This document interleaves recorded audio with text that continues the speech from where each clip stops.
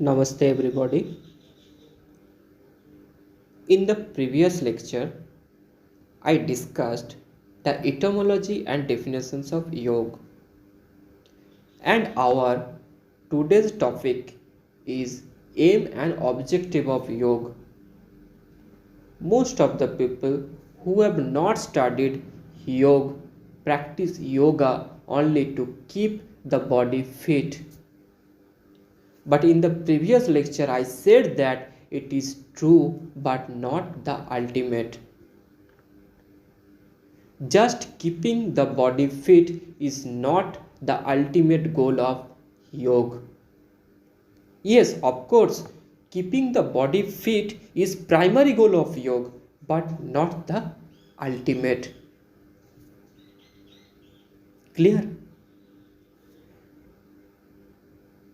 The practice of yogic asanas aims at overcoming the limitations of the body.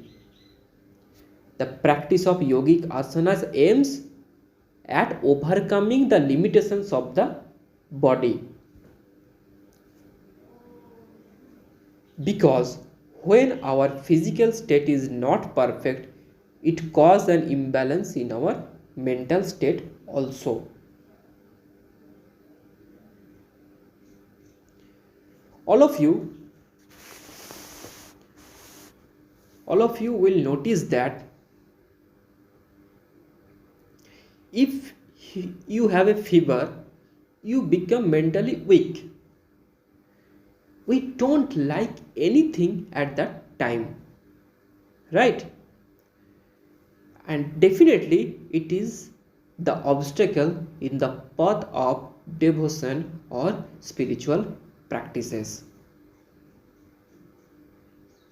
Because when we become mentally weak, in that time we don't like anything.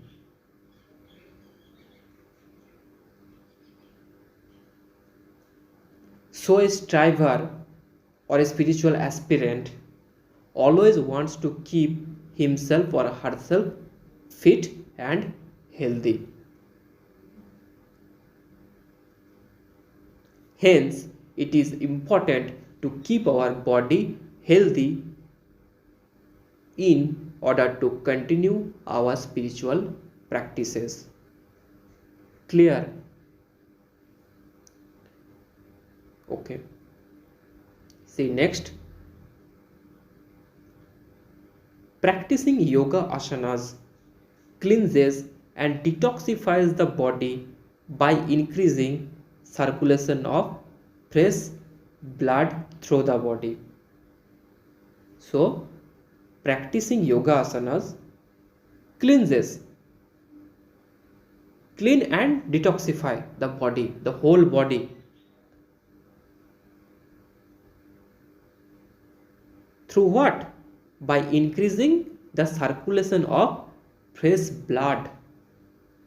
Circulation of fresh blood through the body. Clear? So the practitioner is able to cleanse and flush out toxins which are direct result of an irregular lifestyle, unhealthy habits and poor posture. So the practitioner is able to cleanse and flush out what? Toxins which are direct result of an irregular lifestyle, unhealthy habits and poor posture. Yoga improves posture, increases the intake of oxygen and enhances the functioning of all body system including respiratory, digestive, endocrine, reproductive and excretory system.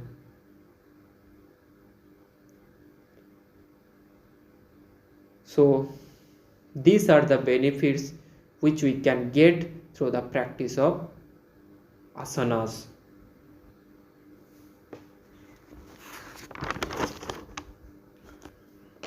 But yoga or practicing yoga is not limited only with asanas. In the previous lecture, I said that what is the meaning of yoga? Yoga means union. Union with what? Or what are the entities of this union? Individual self with universal self. Means individual soul with the supreme soul or the supreme power, or we can say with the God.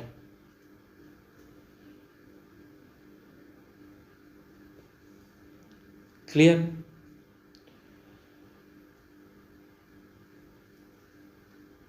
So yoga has different path. So many path in yoga. It is not true that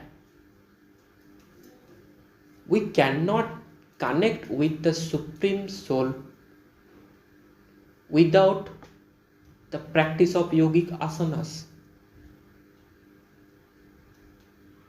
Even without the practice of single asanas, we can connect with the supreme power or universal consciousness.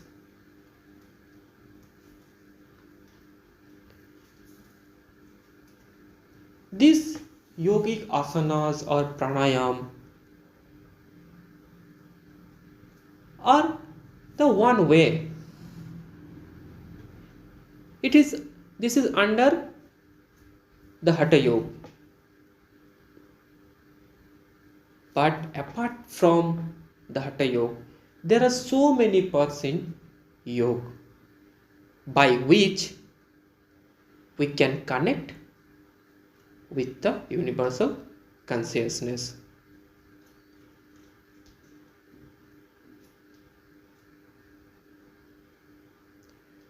We can connect the universal consciousness only through devotion, pure devotion. And there is no need of practicing any asanas or pranayama or any other cleansing techniques.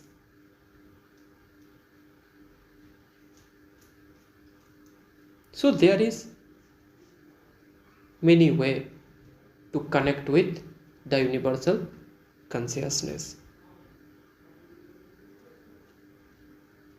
And Hatha Yoga is one of the way. Not only one. Clear? So next, pranayama starts with breathing practices and leads towards control of prana or the life force in us. Pranayama starts with breathing practices. What is pranayama? In general term, it is a breathing practices and leads towards the control of prana. What is prana? In general term, it is life force in us.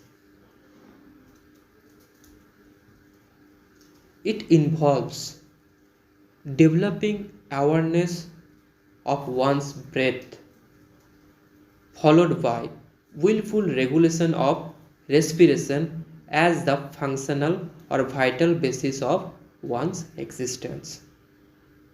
So it involves developing awareness of one's breath, followed by willful regulation of respiration as the functional or vital basis of one's existence.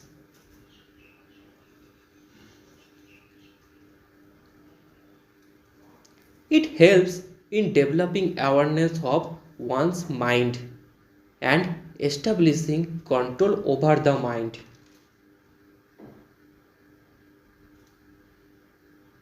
It is the main goal of yoga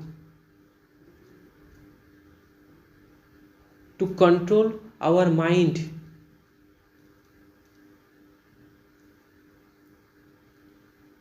We can control our body easily, but it is not easy to control our mind.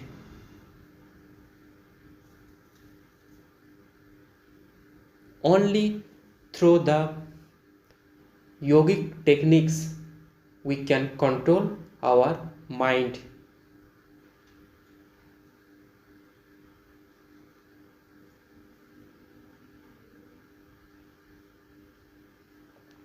Next, yogic posture together with breath control rectify physical, physiological and psychological disorder. So yogic postures or asanas together with breath control or with pranayama practices rectify physical, physiological and psychological disorder. Yoga realigns and rejuvenates the body inside and outside. Clear? The practice of yoga installs optimism within you, or we can say within us.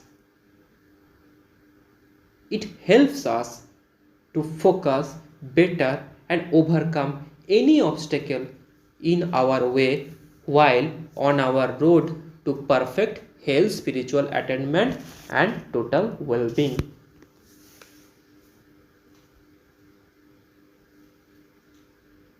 This is our destination. What our destination? Or what are need? Perfect health and total well-being.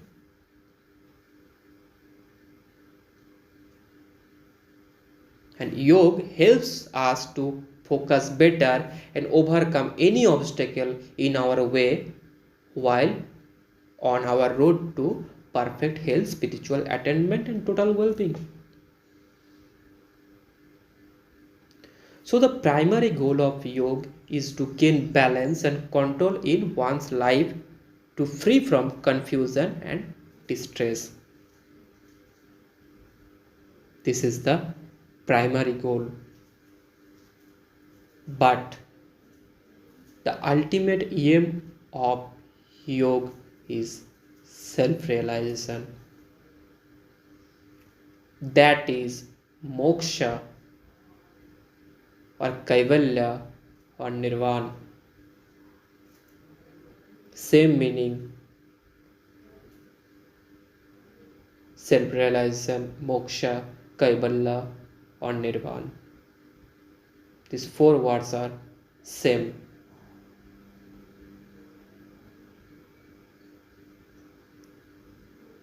And what is moksha or kaivalya, nirvana?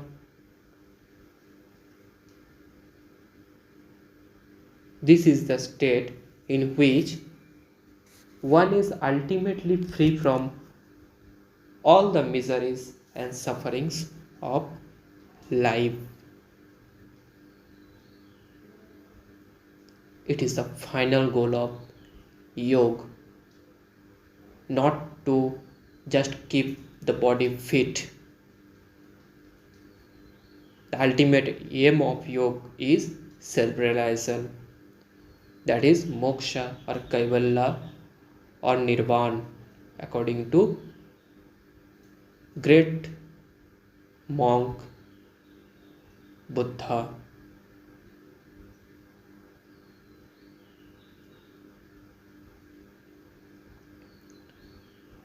Atman is confined to the body-mind complex and has its own separate identity. Atman is confined to the body-mind complex and has its own separate identity.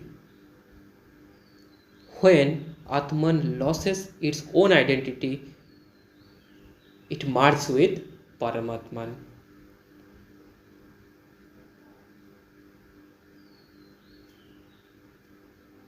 So, Atman merging Paramatman is the aim of yoga.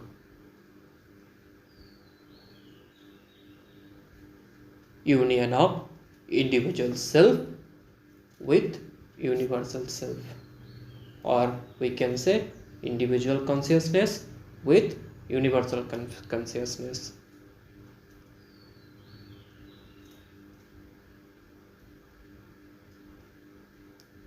So the ultimate aim of yoga is self-realization, that is moksha or kaivalya or nirvana.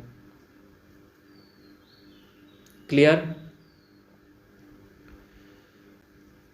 In upcoming lecture I will discuss another important topics of yoga. So stay tuned with us. Thank you. Namaste.